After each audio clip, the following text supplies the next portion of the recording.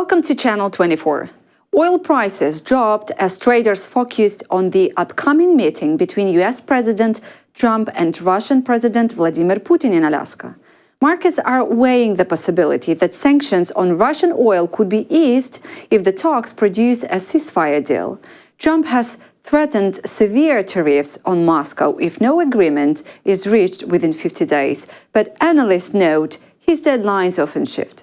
Brent crude fell amid expectations that any softening of restrictions could increase Russian export and put further downward pressure on price. Russia is preparing for a sharp fall in global oil prices to $40–50 a barrel by the end of 2025, according to Ukraine's Foreign Intelligence Service. A report from the Russian Roscongress Foundation warns that prices could drop further into early 2026.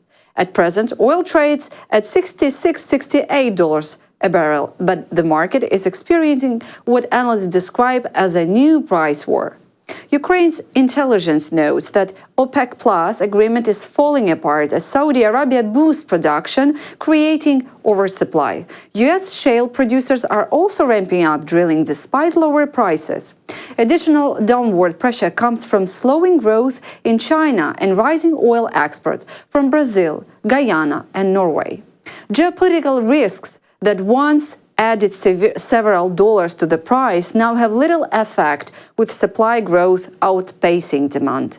As a result, Russia's budget revenues from oil have already dropped by nearly one-third compared with July last year, losing almost $17 billion due to falling prices and a stronger ruble. Azerbaijan is considering lifting its ban on supplying weapons to Ukraine if Russia continues its actions against its interests.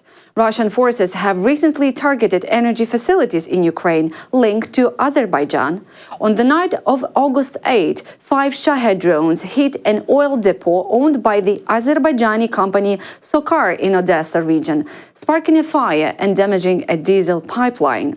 2 days earlier, another strike hit the Orlivka gas distribution station, also in Odessa region, near the Romanian border. President Volodymyr Zelenskyy spoke by phone with Azerbaijani President Ilham Aliyev on August 10, informing him about the attacks. Zelenskyy said Ukraine views them as a deliberate attempt by Russia to block energy routes that are crucial for Ukraine's and other European countries' energy independence. Azerbaijani President Ilham Aliyev has condemned what he called Russia's deliberate airstrikes on an oil depot owned by the Azerbaijani Sokar company in Ukraine. Ukrainian President Volodymyr Zelenskyy says Russia is trying to deceive the United States ahead of Friday's planned meeting between the US and the Russian presidents. In his nightly address, Zelenskyy warned that Ukraine will not allow such deception and stressed that the root cause of the war remains Vladimir Putin's desire to wage it and manipulate others. We understand Russia's intention to try to deceive America. We will not allow this. I greatly value the determination President Trump has shown in seeking to end the killings in this war. Every day, many people are giving their lives. But the sole root cause of these killings is Putin's desire to wage war and manipulate everyone he deals with.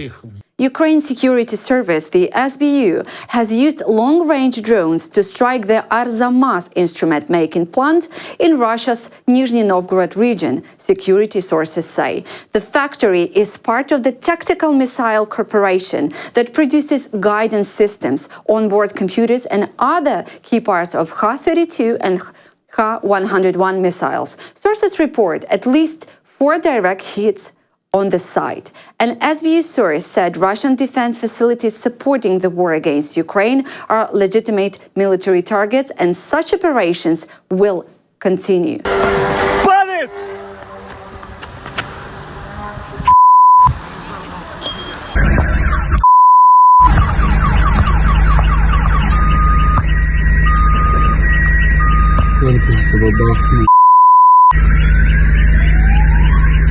Ukraine's ambassador to Germany hits back at far-right over territorial concessions. Oleksiy Makeyev has told them to stick to what belongs to them rather than proposing to Ukraine hand over territory to Russia.